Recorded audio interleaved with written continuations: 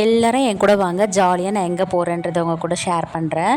நாங்கள் வந்து எல்லாருமே சித்தப்பா மக்கா, பெரியப்பா மக்கா, அவங்க பசங்க, எங்கள் தம்பிங்க, எங்கள் பெரியப்பா பசங்க, எங்கள் சித்தப்பா பசங்கன்னு எல்லாருமே எப்படியும் ஒரு 20, 21 குடும்பம் இருக்கும். எல்லாருமே சேர்ந்து கிளம்பி வந்து நாங்கள் திருக்கோயிலூர்ன்ற ஊருக்கு போகிறோம். அங்கே ஒரு பெரியப்பா பொண்ணு இருக்கா. அவள் இருக்கிறதுனால அங்கே போய் நாங்கள் வந்து அந்த ஊருக்கு போயிட்டு வீரட்டனேஸ்வரர்ன்னு சொல்லிட்டு ஒரு கோயிலுக்கு போகிறோம்.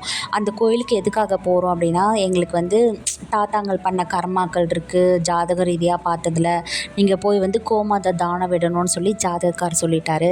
அதுக்காக நாங்கள் இந்த ஒரு பிளானிங் வந்து ஒரு 6, 7 வருஷமாக நடந்துட்டுருக்கு. அது எவ்வளோ தான் பிளான் போட்டாலும் ஒவ்வொரு வருஷம் ஏதோ ஒரு தடங்கள் வந்துடும், தடை வந்துடும், எதையுமே பண்ண முடியாது. இந்த வருஷம்தான் எங்களுக்கு நல்லபடியாக அமைச்சு கொடுத்த அந்த இறைவனுக்கு நன்றி சொல்கிறோம், அந்த ஈசனுக்கு நன்றி சொல்கிறோம். எங்களுக்கு இத்தனை குடும்பம் எங்களுக்கு ஒத்துழைச்சதுக்கு அதுக்கு ரொம்ப ரொம்ப நன்றி சொல்லணும். ஏன்னா எல்லோருடைய ஃபேமிலிலேயும் ஒவ்வொரு சிச்சுவேஷன் இருக்குது. அந்த சிச்சுவேஷனை வந்து கடந்து அதை பாஸ் பண்ணி அந்த அமௌண்ட்டை ரெடி பண்ணி நாங்கள் போகிறதுக்குள்ளேயும் ரொம்ப ரொம்ப கஷ்டப்பட்டோம். இருந்தாலும் இதை முடிச்சு கொடுத்த அந்த கடவுளுக்கு ரொம்ப ரொம்ப நன்றி. அதே மாதிரி சந்தோஷமாக எந்த ஒரு சண்டையும் இல்லாமல், சச்சரவும் இல்லாமல், திஷ்டியே என் கண்ணே பட்டுரும். அந்தளவுக்கு நாங்கள் நிம்மதியாக போயிட்டு வந்ததுக்கு கடவுளுக்கு நன்றி. ஒவ்வொரு ஃபேமிலியில் இந்த மாதிரி ஒரு ஒத்துமை எல்லாருக்கிட்டேயும் இருக்கணும். இருந்தால் அந்த ஃபேமிலியில் நல்ல ஒரு சந்தோஷமோ ஜாலியோ இருக்கும். 100% எல்லாருமே அப்படி இருப்பாங்கன்னு சொல்ல முடியாது. சின்ன சின்ன சண்டை சச்சரவுகள் வரதான் செய்யும். ஆனால் அதையும் கடந்து அந்த இடத்துலேருந்து, அந்த நிகழ்வுலேருந்து நம்ம பாஸ் பண்ணி போயிட்டே இருக்கணும். ஏன்னா சொந்தங்கள் இருந்தால் தாங்க லைஃப்பில் நல்லாயிருக்கும். அதில் ஏற்றத்தாழ்வுகள், சில கசப்பான சம்பவங்கள், போட்டிகள், பொறாமைகள் எல்லாமே இருக்கும். ஆனால் சொந்த பந்தம் வேணுங்க.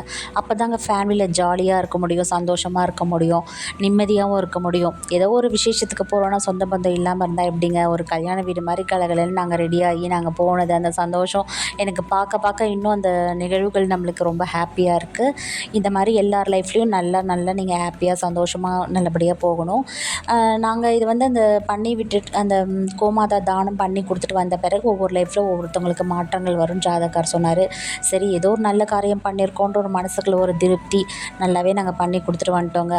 அங்கே போயிட்டு நாங்கள் போகும்போதே சாப்பாடெலாம் கட்டிட்டு போயிட்டோம். ஒரு கோயிலில் போய் உட்காந்து எல்லோரும் சாப்பிட்டோம். அங்கே போய் இறங்கின உடனே எங்கள் தங்கச்சி வீடு கவனின்னு கவனித்தாங்க. அவங்களுக்கு ரொம்ப ரொம்ப நன்றி சொல்லிக்கிறோம். அவங்கள மாதிரி கவனிக்க முடியாது. அவங்க சார்பாக உங்கள் சார்பாகவும் நான் அந்த நன்றியை சொல்லிக்கிறேன். ரொம்பவே நல்லா சிறப்பாக கவனித்தாங்க. அப்புறம் 2 கோமாதாவையும் கண்ணுக்குட்டியும் நல்லா வணங்கிட்டு ஈசனுக்கு நன்றி சொல்லிவிட்டு அவர்கிட்டையும் அவருடைய அனுமதியோடு உங்கள் கோயிலில் விட்டுட்டு வரேன், எங்களுக்கு பாதுகாப்பாக எங்கள் குடும்பத்துக்கு எங்கள் பரம்பரைக்கு துணையாக நீங்கள் தான் வரணும்னு சொல்லி வேண்டிக்கிட்டு சந்தோஷமாக நாங்கள் விட்டுட்டு வந்தோங்க. வரும்போதும் ஜாலியாக தான் வந்தோம். அப்புறம் இளநீலாம் குடிச்சிட்டு சந்தோஷமாக ஜாலியாக ஹாப்பியாக முடிச்சுட்டு அங்கே ஃபோட்டோஸ்லாம் எடுத்துகிட்டு லொக்கேஷன் எல்லாம் ரொம்ப அழகாக இருந்தது. அதெல்லாம் ஃபோட்டோ எடுத்துகிட்டு ஜாலியாக மனநிறைவோடு நிம்மதியாக நாங்கள் ஹாப்பியாக வந்தோங்க. இதை வந்து உங்ககிட்ட ஷேர் பண்ணிக்கிறதுல எனக்கு ரொம்பவே சந்தோஷங்க.